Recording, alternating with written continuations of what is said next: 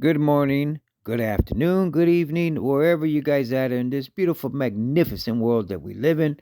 Most importantly, hopefully, you guys all had a safe day today, guys. You guys already know what time it is, baby. This is your boy Jaime G, and we're about to dive into some Doge and some overall crypto market news. Remember, guys, always, none of this is ever financial advice. It's just me sharing my thoughts and opinions. Nothing more, nothing less. Now, if you're ready, I'm ready. Now, let's dive into the markets and see what's going on in the Wild Wild West of crypto land. Now, we'll start off talking about Bitcoin first, briefly. All right. Bitcoin is currently down 1.3%, guys. We're sitting at 42,925 with 75 cents.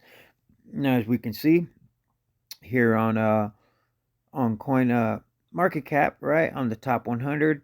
Granted, there is a little bit of green, right? There is some altcoins showing some sign of life, but for the most part, there is a lot of red. Why? There's a lot of fear and uncertainty right now in the markets, guys. People thinking that the bear market is upon us, and so on and so forth. Well, I got some interesting and some positive articles to show you on how if you would have invested in Bitcoin on January of 2021 and held all the way till December 31st, you would be up 66% in or 60% in your investment as opposed to the S&P 500, crude oil, and even if you would have invested into giving your money to hedge funds, right? A hedge fund is a company, you give them money and they invest for you, right? We'll get on to that here in a little bit, right? First, let's talk about Doge and then we'll get into all of that here in a minute. Now, all right, guys. Now, Dogecoin ranks number 12 still on Coin Market Cap. All right, we are currently sitting at 0.1584. We are up 0.44% for the day. Not too bad. At least we're a little bit in the green, right? Our 24-hour low is 0.1551, and our 24-hour high was 16 cents. Market cap is sitting at $27.01 billion, and our volume in the last 24 hours is at 677.95 million. We are down a little over 300 million dollars, guys. We were at 1.5 billion, so we're a little shy of four million dollars, right? For 400 rather. So we're our trading volume is what I'm getting at is a little down, right? Not a little, it's down, which is not a good thing, right? We want to see more volume as opposed to less volume. All right, enough of the stats now. Let's quickly, briefly just dive right into the chart. I'm not going to be too long. I'll be really quick. Now, guys, pretty much nothing has pretty much changed. Everything is still the same. Resistance is coming in at 15 cents, which is this line down here. And resistance support rather is coming in at 15 cents right there. Resistance is this line here coming in at 17 cents. Technicality is coming in at 0.1671. I'm calling that 17. I'm just rounding it off. Now, as you can see in this area here, right, this level of resistance now was very strong for support, right, guys? Very strong. But now it's acting as resistance because we flipped the trend, right? When we dipped below right here, when we dipped below our support, and now it's acting as resistance. Now we continue to trade between 15 and the mid 16 cents, right? I think we're going to continue to consolidate in here in a tight range, right, until Bitcoin starts making some more aggressive moves and pushing to the upside, then I think that's going to help out Dogecoin as well. But as long as Bitcoin is not doing too well, I think Dogecoin is pretty much going to do the same thing and run. It correlates with Bitcoin, guys. So when Bitcoin's doing good, Dogecoin does good too. So for now, we're going to pretty much be consolidating in a tight range between 15 and 17 cents, which are our levels of support and resistance. All right, guys. Now, that's pretty much all I had, right, as far as the charts go. Now, let's dive into some Doge news, and then we will dive into some news on Bitcoin and the overall crypto markets. Okay, here's our first one. This is positive, right, guys? Because what is Dogecoin? Dogecoin's all about having fun and doing good for the community, right? Now, it says Dogecoin community raised 1 1.6 million Doge to remove 42,000 pounds of trash from the ocean. Right now, it says the Doge development team became inactive for. Oh, it says looking back to the history, Dogecoin team formed Dogecoin nonprofit. No, let's just give. Let me call right. It says the Dogecoin community raised. Right, guys. So they did it to help with Mr. Beast. Right, Mr. Beast had a where you can donate to help remove trash out of the ocean, right? And the Dogecoin community raised, these Dogecoins right here, right? This amount here, the one, what is it? 163,428 Dogecoins was given to the community for Mr. Beast's nonprofit organization on helping to clean up the pounds of trash from the ocean, right? So I thought this was pretty cool. If you want to check it out, you can, right? You can read this article here, and it gets more into depth talking about what they were doing and so on and so forth. But the point I wanted to point out, guys, was that, you know what I mean? That's what Doge was partly about, right? Is doing good, and this is doing good for our community, right? Helping out humanity, helping clean the ocean out, which is a good thing. You'll be surprised on how much trash is in the ocean, guys. Now, is this going to act as a positive catalyst and push the price of Doge up? Probably not. But the point I'm trying to point out is that Doge was doing something positive for the community, for the world at that. Now, it says Shiba Inu and Dogecoin coming to AMC theaters in March. Now it says AMC CEO Adam Aron has just taken to Twitter to announce that the world's largest movie theater chain will most likely add support for Dogecoin and Shiba Inu, the most popular meme coins, this March. Excuse me. Right, guys. So you know what I mean. This is a positive catalyst, right, guys, for Doge and Shiba, right? And I have Shiba as well, so I'm rooting for Shiba as well. Um. So this, you know what I mean. The article just talks about, you know what I mean, about when he put the poll on Twitter on whether they should um accept Dogecoin or Shiba, yada yada, right? I just wanted to point it out, right? Because this can act as a positive catalyst when the time comes around in March, right? And they start accepting Doge as a form of payment. That can act as a positive catalyst when the time comes around, right? So, you know what I mean? It's things to look out for in the future, right? We got a lot of things in the 2022 and beyond, right? We have the staking that the dev team's working on, the wallet. So there's a lot of things, guys, coming up, right? In the near and foreseeable future for Dogecoin, which can help the price, right? So, all right, guys. Now that's all what I had as far as Dogecoin news goes. Now let's dive into some crypto slash Bitcoin news, right? See what's going on. There's a lot of good stuff going on right now. It says Cantaloupe survey: many people want to use Bitcoin for purchases. Now, why is this important, guys? Because it points out to adoption and how people are starting to come around and wanting to either invest in Bitcoin or crypto or hodl it or use it as a form of payment, right? Now it says per a new survey conducted by Cantaloupe, excuse me, more than a third of users between the ages of 18 and 54 own cryptocurrencies. That's a good wide variety of age, guys, between 18 and 54. That's good. Young people, people in their early 20s, 30s, all the way up to, grandpas in their 50s, which is a good thing. Now, it says, however, this isn't the big clincher. It says the good news is that approximately 67% of those taking part in the study said that they are willing and able to use their digital currency for purchases if their money is linked to a mobile wallet. Another 19% said they would consider using crypto for payments if they could do so through a mobile wallet that was easy to use. Now, there's a couple key things in there, right, guys? So one is if they would 19% would use it if they had it via mobile wallet and that was easy to use. Like for example, like Apple Pay, where you could just bust it out and you tap.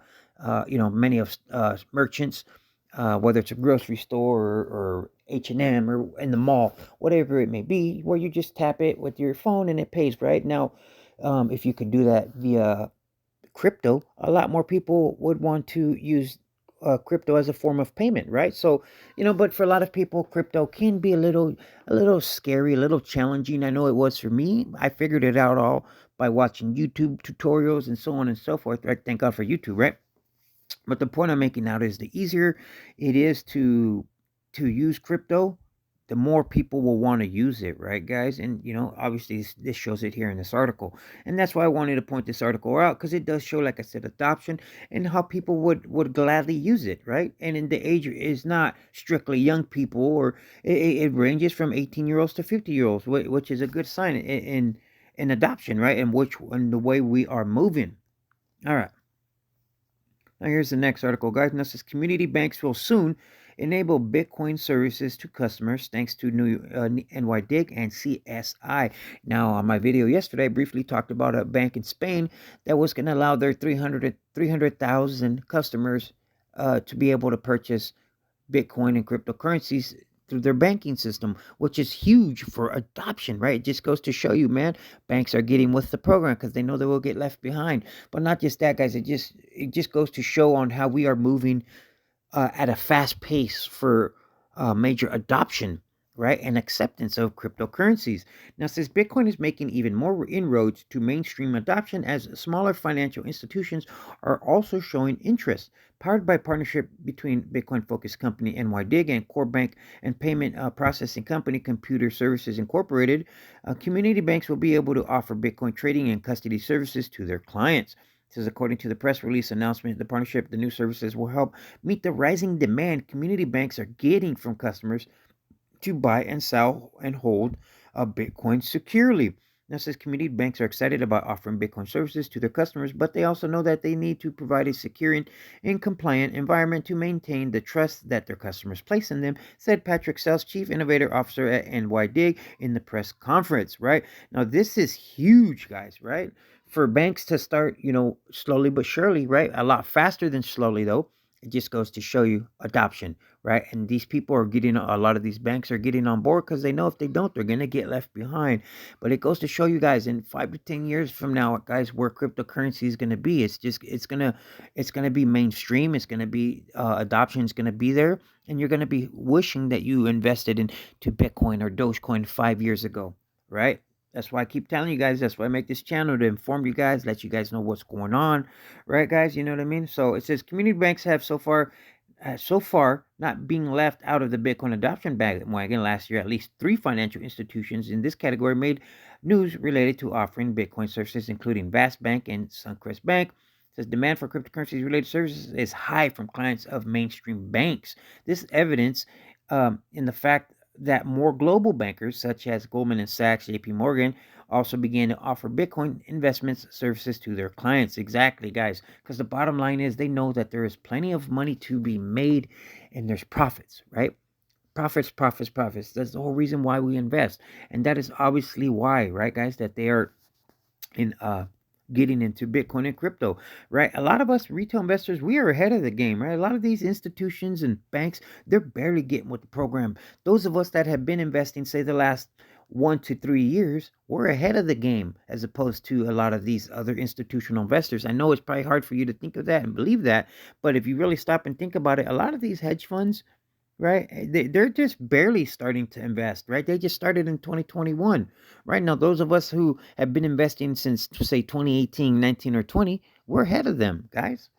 Now, it says, while 2017 was driven by retail investors, institutions have since entered the game. What is drawing institution crypto? Right now, here's 3 reasons, right, guys? I briefly touched on this yesterday, but I didn't get into it as far as I wanted to, right? Now it says, so what's drawing crypto institutions to crypto? Broadly speaking, institutional actors share 3 main reasons for entering the crypto market.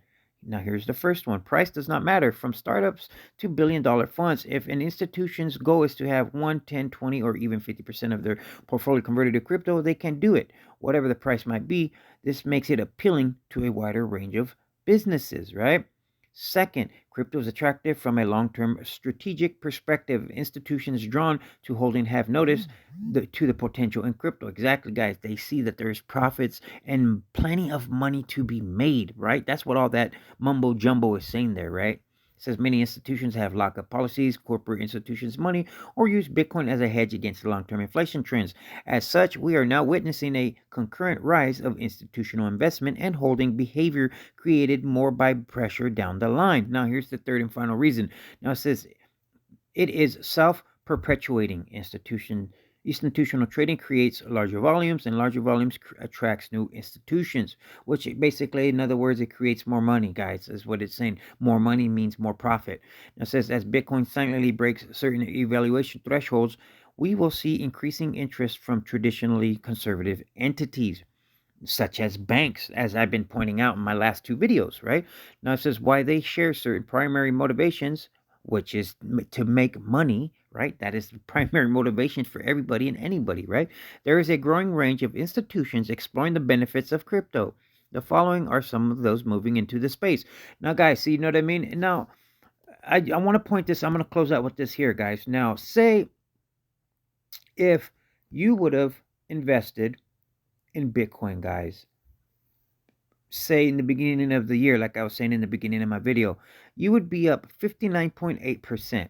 Right now, had you invested in a crude oil, you would be up 56.4%.